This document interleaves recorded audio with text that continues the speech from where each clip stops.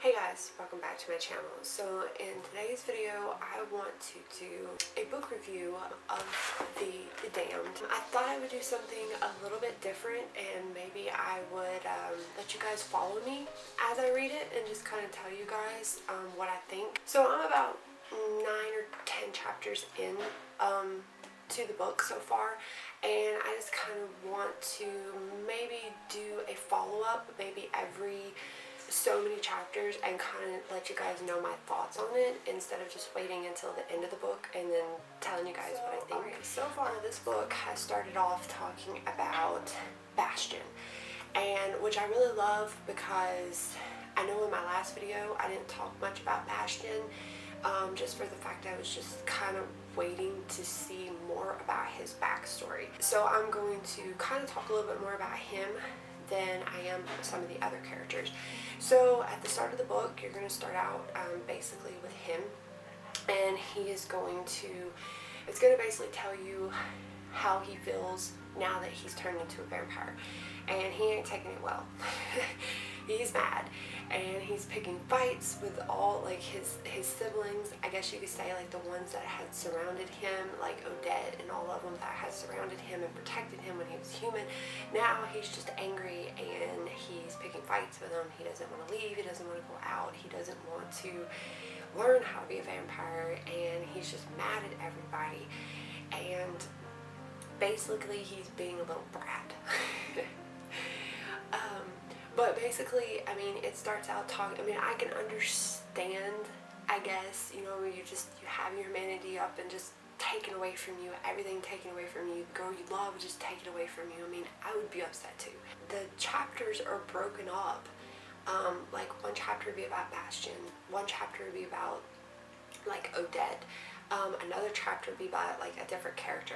I have not got up to Celine yet. So far it has just been surrounded by the supernatural. So this book definitely has more vampires in it than the first one. The first one just gave you I feel like you knew there was supernatural stuff going on, and well, you knew that the killer was definitely a vampire. I mean, it gives that away like second chapter, I think it gives that away.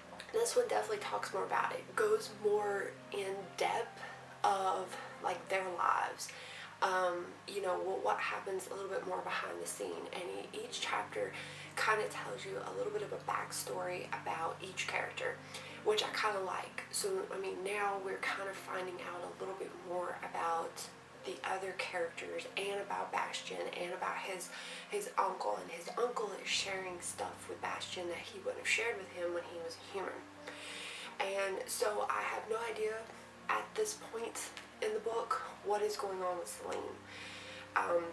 The last chapter I stopped on had her name, so I'm hoping that we're going to get into that.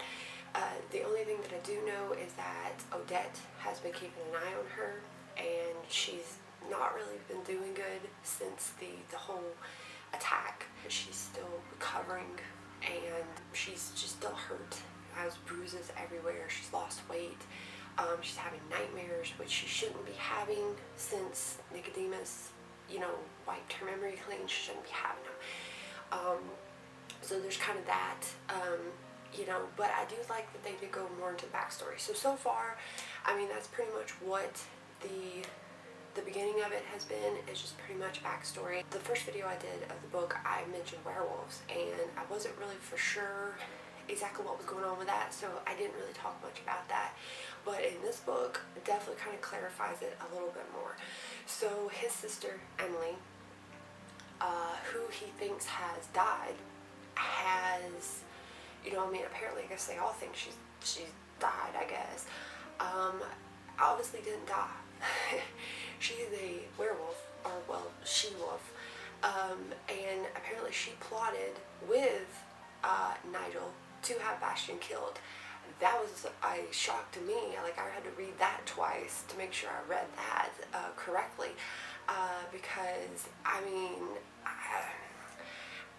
I haven't really figured out yet, because like I said, I haven't got through all of it yet to really know, but apparently none of them know that she's alive, and she hates Bastian because of all the things that he has, so she despises him. I don't really know what's going to happen there. We'll just kind of see what's going to happen there. The last chapter I left off on, I know that Bastian's uncle was finally tired of him pretty much just wallowing around at home, and he is just pretty much getting into every kind of sin that you could think of at this point, and he just don't really care. I mean, at this point, I don't know if it's anger, when he lost his humanity, maybe he's trying to feel something, I don't know. But his uncle's tired of it, so he is taking him out to learn how to be a vampire.